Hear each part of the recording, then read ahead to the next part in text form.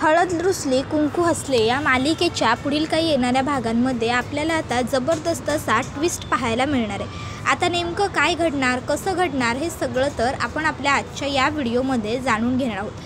चला तर मग मित्रांनो, अजिबातच वेळ वाया न घालवता सुरुवात करूया आपल्या आजच्या या व्हिडिओला।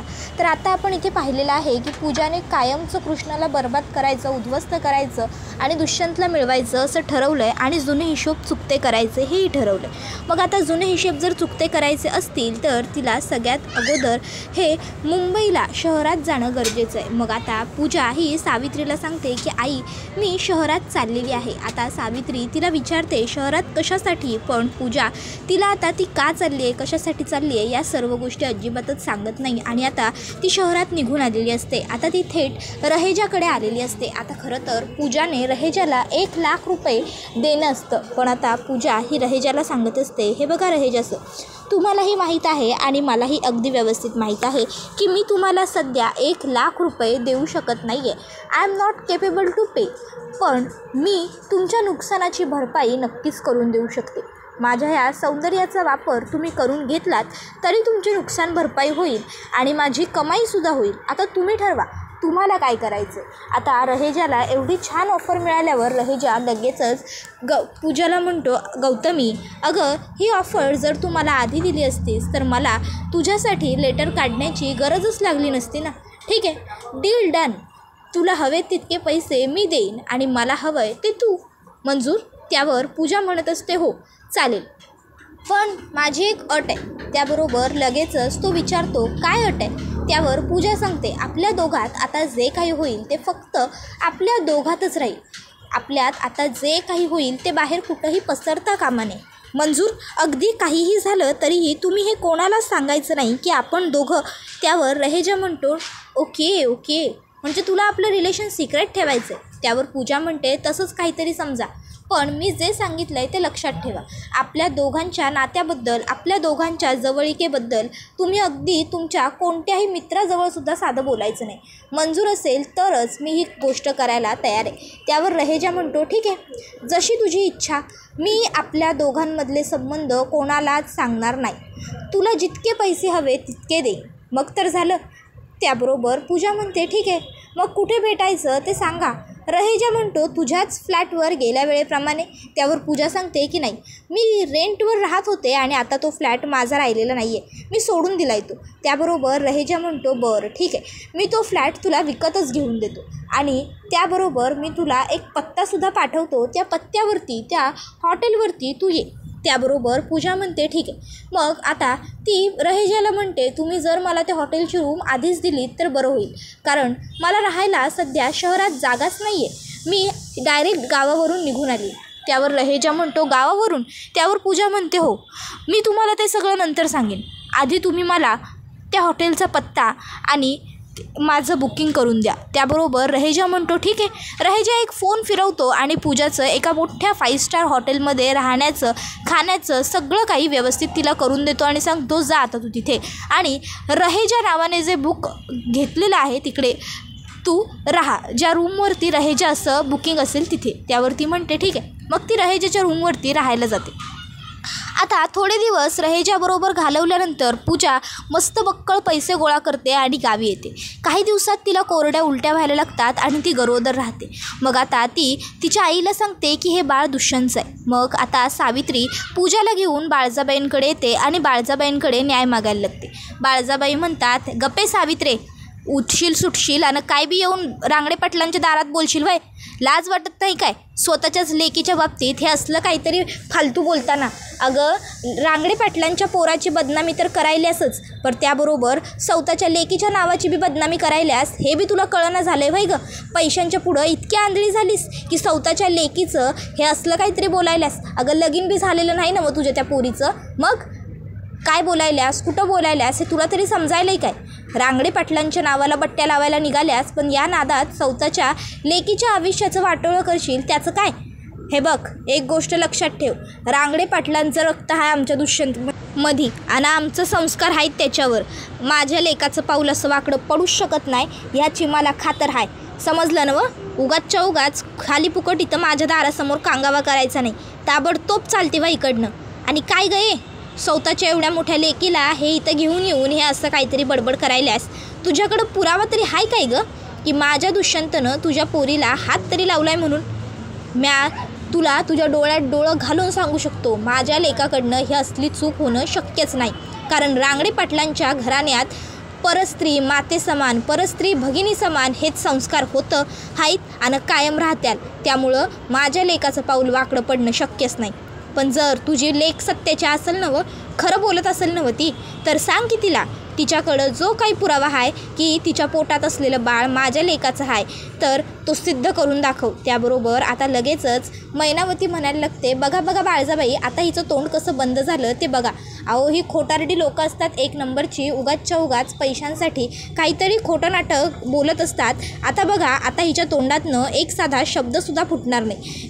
चालते बा इकडनं, उगाचच्या उगाच नाव बदनाम करायला लागलेत आमच्या पोराचं. आता खरं तर हे सगळं मैनावती बोलत असते, पण मैनावतीच्या मनात मात्र काही वेगळं शिजत असतं. मैनावतीला वाटत असतं बरं झालं, बदनामी होईल ती चांगलीच आहे, उलट जर असं काही झालं असेल तर आणखीनच भारी. त्याबरोबर इकडे जयकांत हा सुद्धा म्हणायला लागतो की ओ काकीसाहेब, अहो काय बोलायला आहे तुम्ही पुराव्या बिराव्याची भाषा? या लोकांची लायकी नाही आपल्या दारात उभं राहण्याची आणि या लोकांबरोबर तुम्ही चर्चा करायला आहे. ते काही नाही, धक्के मारून यासनी बाहेर काढतो. तुम्ही फक्त तोंडातनं एक आवाज करा की या लोकांची उचल बांगडी करायची आहे. बघा नाही या जयकांतनं जर अतिप्रचंड येगानं या दोघीसनी बी आपल्या वाड्याच्या गेटच्या बाहेर ढकललं नवं तर नाव नाही सांगणार जयकांत रांगडे पाटील. त्याबरोबर आता कृष्णा म्हणायला लागते, काय चाललंय का इथं हे समज? काय बोलायलेस तू पूजे? अगं नाही गं, तुझा काहीतरी गैरसमज व्हायलाय. अगं कसं शक्य आहे तू बोलायला असते? नाही, दुष्यंत सरकार असं कसं वागत्याल? अगं तुला ठावं नाही, तू माझ्या लग्नाच्या वेळी इथं नव्हतीस नवं. थांब म्या तुला सांगतो व्यवस्थित समजाव. हे दुष्यंत सरकार म्हणजे माझे मालक आहेत, मी यांची बायको आहे. अगं पूजे, आणि जेव्हापासून आमचं लगीन झालं की नाही दुष्यंत सरकार शहरात गेलेलेच नाही आहेत. त्यामुळं नाही, आणि जरी ते शहरात गेले बी असते की नाही तरी मी पुऱ्या खात्रीनिशी सांगतो, माझ्या मंगळसूत्राची आण घेऊन सांगतो गं पूजे, माझा नवरा हे असं काहीतरी चुकीचं वागणं शक्यच नाही. तुझा गैरसमज व्हायलाय, तू काहीतरी चुकीचं घडलंय तुझ्याबरोबर आणि तू काहीतरी बोलायला चुकीचं. तू विचार कर की पूजा बोलण्यापूर्वी दुष्यंत सरकार एवढी मोठी चूक नाही करायची. माझा पुरा विश्वास आहे त्यांच्यावर. तुला काहीतरी गैरसमज व्हायला लागलाय एवढं मात्र नक्की. पूजे, ए बाळा, अगं जरा शांत हो आणि शांतपणे विचार कर. आठव नक्की काय घडलंय ते तुला बी आठवल. दुष्यंत सरकारांची आणि तुझी कधी भेट बी झालेली नसणार आणि तू थेट दुष्यंत सरकारांबद्दल हे असं काहीतरी बोलायलास. नको गं बोलू, असं चुकायलीस तू. दुष्यंत सरकार, अगं माझं लगीन मोडलं, जयकांतनं माझ्याबरोबर लगीन नाही केलं, लोक मला नावं ठेवत होती, माझ्या चारित्र्यावर चित्तोडे उडवत होती, माझं लगीन होणार नाही असं बोलत होती. म्हणून दुष्यंत सरकारांनी मोठ्या मनानं माझ्याबरोबर लगीन केलं आणि मला स्वतःची बायको म्हणून स्वीकारलं. जर त्यांच्या मनात हे असलं काहीतरी असतं तर कशापायी त्यांनी माझा हात पकडला असता आणि मला बायको म्हणून या घरात आणली असती? अगं जेव्हापासून आमचं लगीन झालं की नाही तेव्हापासून त्यांनी एक डाव माझ्याकडे बी त्या नजरेनं पाहिलेलं नाही. तर मग तुझ्याबरोबर हे समजा काय बोलायलास तू पूजे? त्याबरोबर पूजा म्हणत असते, तुझी लायकी आहे का त्याची बायको होण्याची? विचार एकदा स्वतःच्या मनाला. आणि दुष्यंत, सांग ना आता तुझ्या या कॉड बायकोला आपल्या दोघांमध्ये काय नातं होतं ते, किंवा आपण दोघं एकमेकांना कसे ओळखतो का नाही, कधीपासून ओळखतो सांग. का आता तू बोलणारच नाही आहेस? सगळं मलाच एक्सप्लेन करावं लागणार आहे. नाही, जरी मला एक्सप्लेन करायचं असेल ना तरी ठीक आहे, आय कॅन डू, बिकॉज माझ्या बाळाच्या भविष्याचा आणि त्याच्या बाबाचा प्रश्न आहे आज. त्यामुळे मी माझ्यासाठी नाही तर माझ्या होणाऱ्या बाळासाठी नक्कीच बोलेन. आणि मग ती सांगायला लागते, बाळजाबाई, तुमचा मुलगा दुष्यंत रांगडे पाटील आणि आम्ही एका ठिकाणी काम करायचो. एकदा दुष्यंतची आणि माझी चुकून ॲक्सिडेंटली भेट झाली. दुष्यंतची आणि माझी भेट झाल्यानंतर दुष्यंतला पाहता क्षणी मी आवडले. त्याने मला प्रपोज केलं. काही कालांतरानंतर मलासुद्धा तुमचा दुष्यंत आवडायला लागला. आम्ही दोघंजणं एकमेकांच्या प्रेमात पडलो. नंतर दुष्यंतने मला प्रपोज केलं आणि मग आम्ही दोघांनी एकमेकाबरोबर वेळ घालवायला सुरुवात केली. सुरुवातीच्या दिवसात आम्हा दोघांमध्ये असं काहीही नव्हतं, पण जेव्हा आमचं नातं पुढे जायला लागलं तेव्हा आम्ही या सर्व गोष्टींचा विचार करू लागलो. तरीही आमच्यात असं काही झालेलं नव्हतं. पण जेव्हा दुष्यंतचं लग्न कृष्णाबरोबर झालं आणि कृष्णाकडून त्याला काहीच मिळत नव्हतं, त्याच्या अपेक्षा पूर्ण होत नव्हत्या, तेव्हा मग दुष्यंतने स्वतःहून मला एका पत्त्यावर बोलावलं आणि तिथे माझ्याबरोबर, जाऊ द्या, पुरावा हवा आहे ना तुम्हाला, मी पुरावा दाखवते. तसंही बाईला स्वतःला सिद्ध करण्यासाठी, स्वतःचं अस्तित्व जपण्यासाठी आजपर्यंत अग्निपरीक्षा द्यावी लागलीच आहे आणि यापुढेही अग्निपरीक्षा द्यावी लागणार आहे. आणि मी सुद्धा अग्निपरीक्षा द्यायला या दिव्यातून जायला तयार आहे. आणि मग आता ती तिच्या फोनमध्ये त्या दिवशी चार्लीला तिने जे फोटो काढायला लावलेले असतात ते दाखवते आणि म्हणत असते, हे बघा, इथं दुष्यंतने मला भेटायला बोलवलं होतं या हॉटेलवर. मला वाटलं होतं की जेन्युइनली त्याचं माझ्याकडे काहीतरी काम असेल किंवा त्याला मला काहीतरी सांगायचं असेल. मला माहीतच नव्हतं की तेव्हा त्याचं लग्न झालं, म्हणून मी त्याला भेटायला आले. त्यावेळेस दुष्यंत खूप नशेत होता. दुष्यंतला चालण्याची सुद्धा शुद्ध नव्हती. मी दुष्यंतला सावरण्याचा प्रयत्न करू लागले, पण दुष्यंतने माझ्यावरतीच, जाऊ द्या, बोलूही वाटत नाही आहे, माझ्यावरती त्याने जबरदस्ती केली आणि आज त्याची शिक्षा मी माझ्या गर्भात भोगते. बाळजाबाई, जर तुम्ही खरोखर न्यायमूर्ती असाल, तुम्ही खरंच जनतेचा विचार करत असाल, प्रत्येकाचा विचार करत असाल, लोकांना न्याय मिळवून देत असाल, तर तुम्ही आज एका मुलीवर तुमच्याच मुलामुळे झालेला अन्याय असा सहन करून घेणार नाही. तुम्ही तुमच्या लेकाला म्हणजेच दुष्यंतला शिक्षा ही द्यालच. काय खरं काय खोटं मी सगळं तुमच्या समोर ठेवलं आहे बाळजाबाई. त्याबरोबर मग मात्र आता बाळजाबाईंना कळत नसतं की नेमकी बाजू कोणाची घ्यावी आणि खरं बोलतोय असं कोण मानावं. मग बाळजाबाई आता दुष्यंतला म्हणायला लागतात, दुष्यंत, काय आहे समज, ही पोर जे काय बोलायल्या ते खरं आहे का? तू हिला पूर्वीपासून ओळखतोस का? आणि तुझं ज्या पोरीवर प्रेम होतं असं तू आमासनी सांगितलं होतं, ती पोर दुसरी तिसरी कोणी नसून कृष्णेची भन ही पूजीच होती का? दुष्यंत, काय बोलायला लागलो आहे आम्ही? तुला आमचा आवाज यायला आहे नवं? तू हिच्याबरोबर. त्यावर दुष्यंत म्हणतो, आई प्लीज. अगं काय बोलतेस तू हे सगळं? तुझा मुलगा आहे मी, तुझे संस्कार आहेत माझ्यावर, तुझं रक्त आहे माझ्यात. तुला वाटतं का की तुझा मुलगा इतक्या खालच्या थराला जाऊन वागेल म्हणून? नाही, मी खोटं नाही बोलणार. होतं माझं हिच्यावरच प्रेम, होतं, राहिलो होतो मी हिच्याबरोबर रिलेशनशिपमध्ये, पण खोटारडी आहे ही एक नंबरची. हिने माझी फसवणूक केली आई. आणि आजही हे जे काही ही बोलते ना ते सगळं खोटं आहे. उलट हिनेच मला त्या दिवशी फसवून त्या ठिकाणी त्या हॉटेलजवळ बोलवलं होतं. मी माझ्या एका मित्राला चार्लीला भेटायला गेलो होतो. चार्ली आणि मी आम्ही बसलो होतो.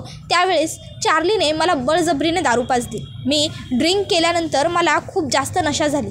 चार्लीने तेव्हा हिचंच नाव घेतलं होतं माझ्यासमोर. सतत तो हिच्याबद्दल बोलत होता. माझ्या डोक्यात राग जात होता आणि त्या रागाच्या तेसात मी तेवढी दारू प्यायलो. आणि दारू प्यायल्यानंतर मला माझी शुद्ध उरली नाही आणि मग तिथे हिने माझा फायदा घेतला. माझ्याबरोबर हे असे फोटोज क्लिक केले. इतक्यात तिथं काही गुंड आले. गुंड आल्याबरोबर चार्ली हिला घेऊन तिकडनं पळून गेला आणि कृष्णा ही त्या दागिने चोर बाईच्या मागे पळत होती. त्या चंद्रीच्या मागे पळत असताना कृष्णाने मला तिथे अडचणीत पाहिलं आणि कृष्णा तिकडे धावत आली आणि तिने मला वाचवलं.